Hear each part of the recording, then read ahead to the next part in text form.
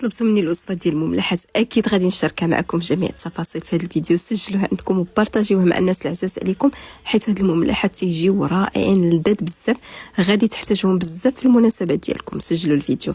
خديت الزبده، خليط ديال المارغرين مع زبده حيوانيه، البيض، وغادي نكتب لكم كلشي تحت الفيديو، زيت الزيتون، العطريه، الفرماج والمطاط، ياغورت طبيعي.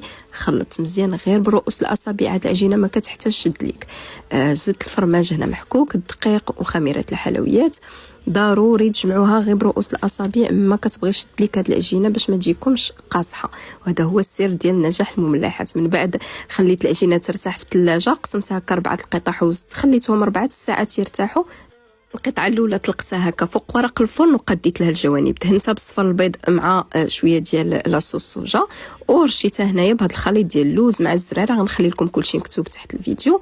قديتها مزيان ودرت هنايا الكيس بلاستيكي وضغطت عليها بالدلاك ودرتها هنايا في اناء ديال الفرن. انا استعملت هذه القطعه باش حصلت على هذا الشكل هذا. تقدروا تستعملوا غير قطعه ديال البيتزا او لاموس. دخلتهم الفران على درجه جد متوسطه باش نحصلوا على القرمشه.